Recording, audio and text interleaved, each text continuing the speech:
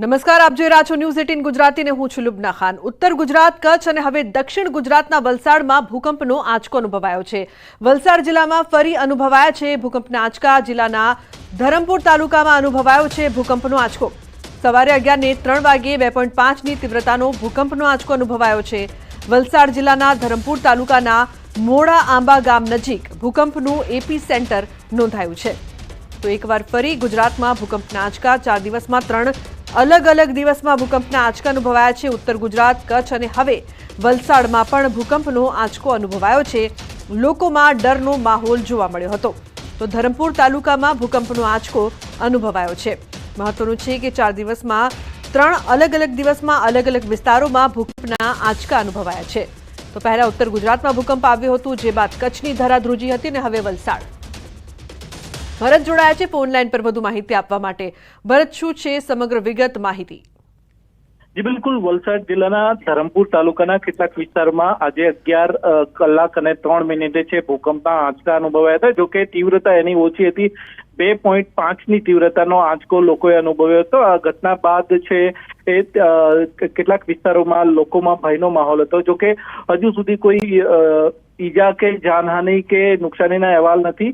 અગાઉ પણ 10 દિવસ પહેલા પણ વલસાડના ધરમપુર એટલે જે મહારાષ્ટ્રના બોર્ડરનો વિસ્તાર છે ત્યાં આગળ પણ આંચકા અનુભવાયા હતા અને ફરી એક વખત ધરા ધ્રુજતા લોકોમાં ભયનો માહોલ છે। જી બિલકુલ, આભાર આ સમગ્ર માહિતી બદલ। તો લોકોમાં ડરનો માહોલ જોવા મળી રહ્યો છે। ધરમપુર તાલુકામાં અનુભવાયો છે ભૂકંપનો આંચકો। આ પહેલા ઉત્તર ગુજરાત, કચ્છ અને હવે વલસાડમાં પણ ભૂકંપના આંચકા અનુભવાયા છે। મહત્વનું છે કે છેલ્લા 4 દિવસમાં અલગ અલગ વિસ્તારોમાં અલગ અલગ જગ્યાએ ભૂકંપના આંચકા અનુભવાયા છે। ધરમપુરના મોડા આંબા ગામ નજીક કેન્દ્રબિંદુ નોંધાયું છે। તો લોકોમાં ચિંતાનો માહોલ છે કે વારંવાર કેમ ગુજરાતની ધરા ધ્રુજી રહી છે। ગુજરાતના અલગ અલગ વિસ્તારોમાં અલગ અલગ જિલ્લા અને તાલુકાઓમાં કેમ ભૂકંપના આંચકા અનુભવાઈ રહ્યા છે। સવારે 11:03 વાગે ભૂકંપનો આંચકો અનુભવાયો હતો, જેનું એપીસેન્ટર આંબા ગામ નજીક જોવા મળી રહ્યું છે। ઉલ્લેખનીય છે કે લોકોમાં ડરનો માહોલ હતો। ઘરમાં અચાનક ભૂકંપનો આંચકો અનુભવાતા લોકો ઘરની બહાર નીકળી આવ્યા હતા। તો સવારે 11:03 વાગે 2.5ની તીવ્રતાનો ભૂકંપનો આંચકો અનુભવાયો છે। ધરમપુરના મોડા આંબા ગામ નજીક તેનું કેન્દ્ર બિંદુ છે। હાલ લોકોમાં ડરનો માહોલ પણ જોવા મળી રહ્યો છે। તો તંત્ર તરફથી લોકોને ન ડરવા માટે અપીલ પણ કરવામાં આવી છે। ઉલ્લેખનીય છે કે 4 દિવસમાં 3 અલગ અલગ દિવસમાં ભૂકંપના આંચકા। ગુજરાતમાં ફરી એકવાર ધરાધ્રુજી છે અને દહેશતનો માહોલ જે છે તે ગુજરાતના લોકોમાં જોવા મળ્યો છે। આ વખતે ઉત્તર ગુજરાતમાં ભૂકંપનો ઝટકો અનુભવાયો છે અને પાટણથી 13 કિલોમીટર નજીક જે કેન્દ્રબિંદુ ભૂકંપનું જોવા મળ્યું છે અને તેની અસર ગુજરાત સહિત રાજસ્થાન અને આસપાસના જે રાજ્યોમાં પણ જોવા મળી છે। શું છે આ ભૂકંપ, કેવી રીતે આવે છે, તે આપણી સાથે ઇન્સ્ટિટ્યૂટ ઓફ सिस्मोलॉजी रिसर्च ना डायरेक्टर सुमेर चोपड़ा सर अपनी साथ है। सर, क्या कहेंगे जिस प्रकार से भूकंप का झटका फिर से देखने को मिला है और क्या किस प्रकार से ये भूकंप क्या है ये पूरा? गुजरात को हम मानते हैं एक 3 रिफ्ट वैलीज हैं जिसका जंक्शन पे गुजरात बना हुआ है। एक है कच्छ रिफ्ट, नर्मदा रिफ्ट और कैम्बे रिफ्ट। तो ये जो कल का भूकंप आया है ये कैम्बे रिफ्ट में आया है। अच्छा, तो सबसे सक्रिय है भूकंप की दृष्टि से तो वो कच्छ रिफ्ट है जहाँ बड़े बड़े भूकंप आते हैं और वहाँ बड़ी बड़ी फॉल्ट लाइन है जो एक्टिव है। उसके बाद बात करें तो नर्मदा रीजन है वो थोड़ा मॉडरेटली एक्टिव है और सबसे लीस्ट एक्टिव जो बात करें तो वो कैम्बे है। और कैम्बे में भी ऐसा नहीं कि पूरी रिफ्ट एक्टिव है।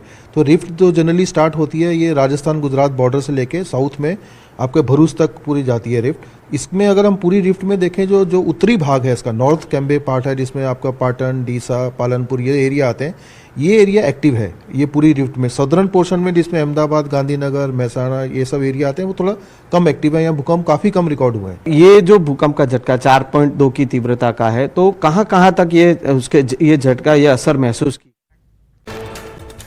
केंद्रीय गृहमंत्री अमित शाह गुजरातना प्रवासे करोड़ोना विकास कार्योनी आपशे भेट। विविध 4 कार्यक्रममां आपशे हाजरी। गांधीनगरमां फिला विस्टा 2024નું કરશે ઉદ્ઘાટન। સાબરડેરીના કાર્યક્રમમાં અમિત શાહ આપશે હાજરી। 800 મેટ્રિક ટન ઉત્પાદન ક્ષમતાવાળા અત્યાધુનિક પશુ આહાર યંત્રનું કરશે ઉદ્ઘાટન। તો સાંજે સાણંદના શીલા પહોંચી શીલા તળાવની આપશે ભેટ। સાબર ડેરીમાં પશુ આહાર માટે નવો પ્લાન્ટ તૈયાર 210 કરોડના ખર્ચે બનેલા કેટલ ફીડ પ્લાન્ટમાં બમણા કરતા વધારે સાબર દાણા પશુ આહારનું ઉત્પાદન શરૂ થશે. પ્રતિદિન 1000 મેટ્રિક ટન સાબર દાણનું ઉત્પાદન કરશે.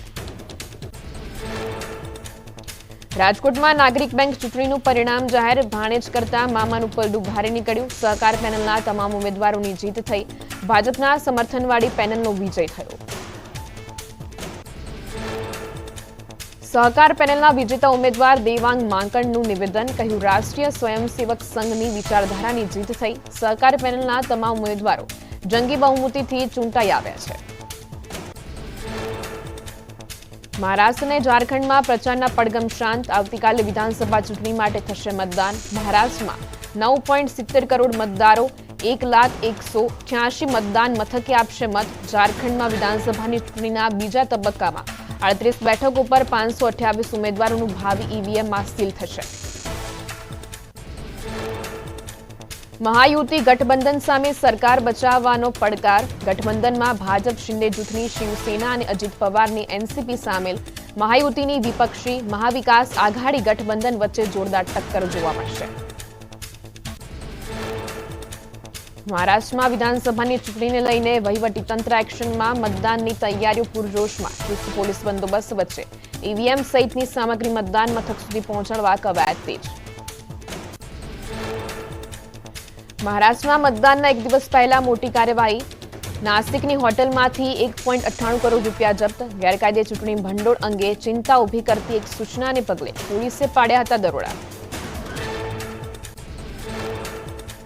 બ્રાઝિલમાં થઈ રહેલી G20 સમિટમાં બાઇડનને મળ્યા પીએમ મોદી. પીએમ મોદીએ એક્સ પર પોસ્ટ કરીને લખ્યું, તેમને મળીને હંમેશા આનંદ થાય છે. ફોટોમાં વડાપ્રધાન મોદી અને બાઇડન બંને એકબીજાનો હાથ પકડીને ચર્ચા કરતા દેખાયા. બ્રાઝિલમાં પ્રધાનમંત્રી મોદી અને ઇટાલીના પીએમ જ્યોર્જિયા મેલોનીએ દ્વિપક્ષીય બેઠક યોજી. ભારત અને ઇટાલી સાથે સંબંધિત મહત્વપૂર્ણ દ્વિપક્ષીય મુદ્દાઓ પર કરાઈ ચર્ચા.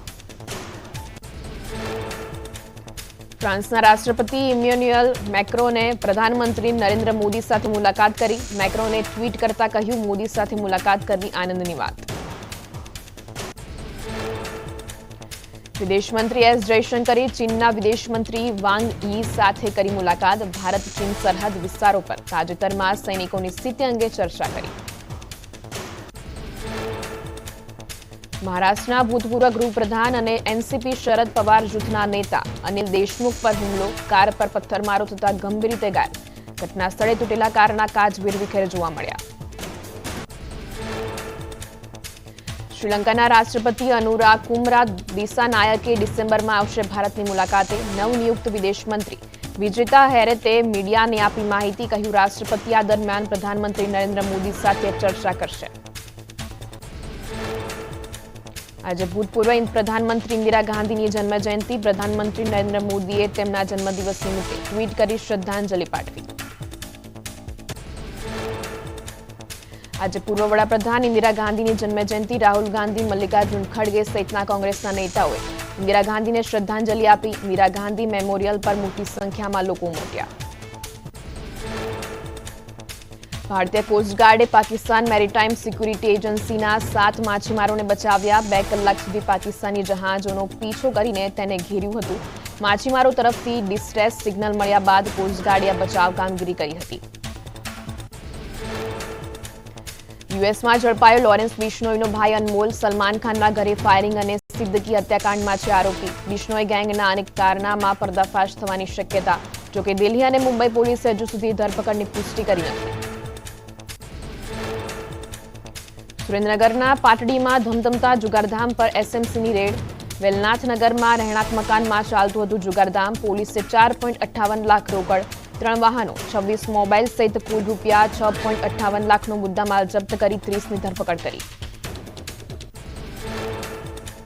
હત્યાની ઘટના બાદ અમદાવાદ પોલીસ સતર્ક. કાગડાપીઠ વિસ્તારમાં પોલીસે હાથ ધરી કોમ્બિંગ. ક્રાઇમ બ્રાન્ચના અધિકારીઓ પણ ચેકિંગમાં જોડાયા. શંકાસ્પદોની પૂછપરછને વાહન ચેકિંગ કરાયું.